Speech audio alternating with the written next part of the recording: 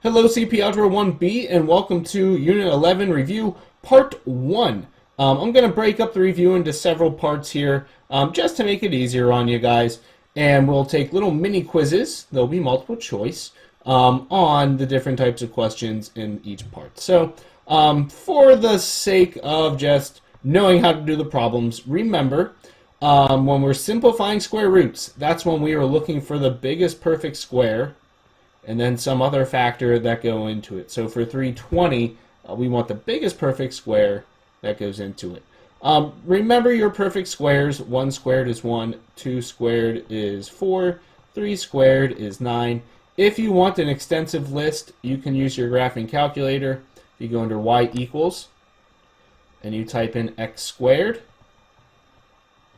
That will give you all the perfect squares in the table.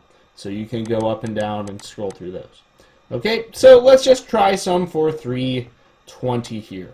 Now, I know some of you might be saying, oh, we can divide it by 4, and then you get 80, so 4 and 80. But remember, we want the biggest one first. That makes it easier for you. So let's try a little bit of a bigger one. Let's try 16. So 16 and 20.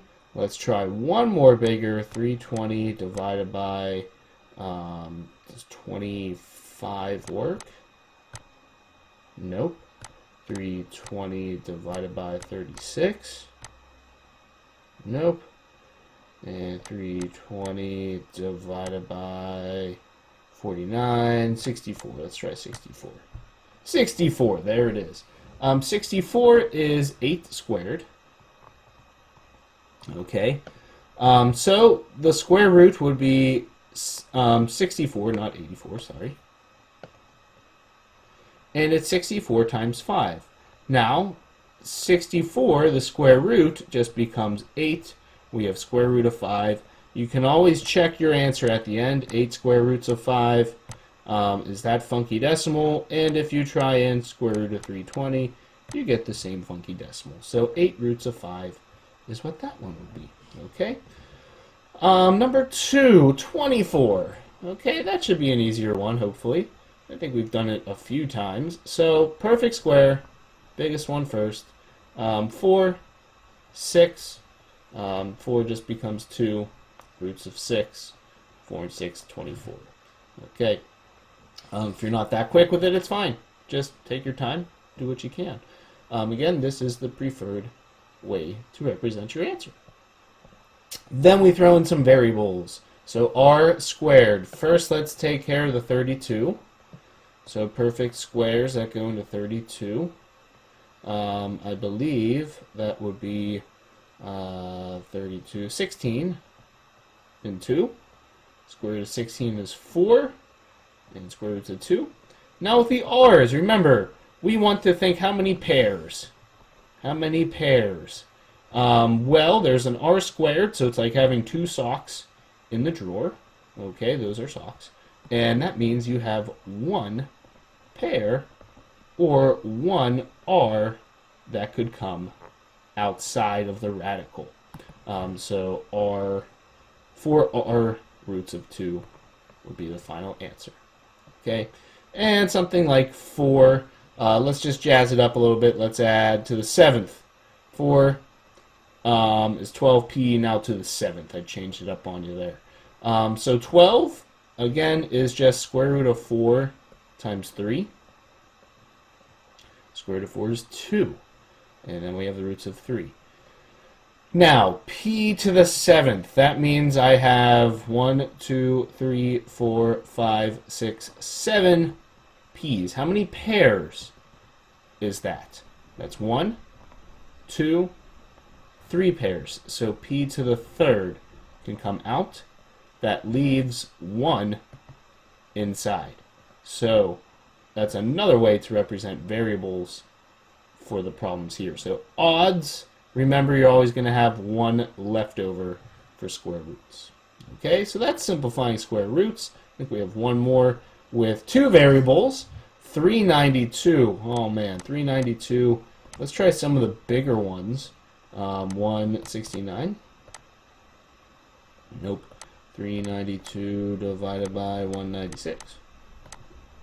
Ah, 196. If you're like, where's 196? 196 is 14 squared. Okay? For your sake, if you knew up to 15 squared, that would probably be best. Okay? So 392 is the square root of 196 times 2. I won't put that in there. Then we have the x and the y's. 196 is 14. We'll leave some space. We have 2. X's, how many pairs? 1 pair, 1 left over. Y's, how many pairs? Just 1 pair, no left over, because it's even. So that is the solution. 14xy roots 2x. Okay, multiply and then simplify. So remember, if you have radicals, they can multiply to one another. Radicals inside, so the 20 and the 10 is radical 200. Okay, multiply, then simplify. So now, see if you can square root that. Square root of 200, just a regular old decimal, so we will have to break this up. That means it's the square root of 100 times the square root of 2. Square root of 100 is 10, and roots of 2. Okay, so that is simplified. Multiply first, then simplify. 7. So remember, distribute when it's a radical times a binomial. Now this 2 is not a radical, so it's going to be outside. And then radical 2 for the first part. When we multiply the second part, minus 3, radical and radical is root of 4. Multiply, so that was the multiply part. And now simplify. Multiply, simplify. 2 roots of 2, nothing fancy happens with that. Square root of 4, we know, is just 2. So 2 root of 2 minus 6. You might also see negative 6 plus 2 roots of 2. Either one's acceptable, but for multiple choice, just know you might see it either way as your result. Okay? And multiplication, binomial times binomial, that's the FOIL process. So, first, square root of 3 times square root of 3. Square root of 9. Outers, minus root of 3. Inners, minus 3 roots of 3. And lasts, plus 3. Remember, you can add like radicals. So square root of 3 and negative 3 square roots of 3 is negative 4 square roots of 3. Square root of 9 is just a regular old 3. And then we have the 3 at the end.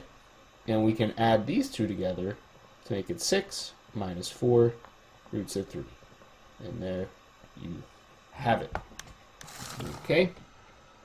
Last type of problems for today, adding, subtracting. So look at the directions. First it says to simplify. So first let's take care of the negative root of 27. I know that's the negative root of 9 times 3. The negative root of 9 is negative 3 roots of 3. This doesn't break down, so it's just minus 3 roots of 3. And this one is 3 roots of 3 plus. If they're all the same radical, which these are, then you can just add the coefficients. So negative 3 minus 3 plus 3 is negative 3 roots of 3. Final answer. Okay, and last type, simplify first. So lots to simplify. This is square root of 4 times square root of 3. So negative 3 times 2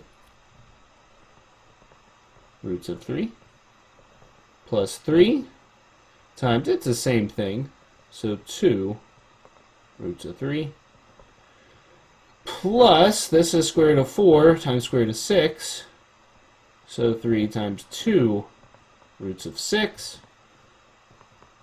This is negative 6 roots of 3. The next part is positive 6 roots of 3. And the last bit is 6 roots of 6.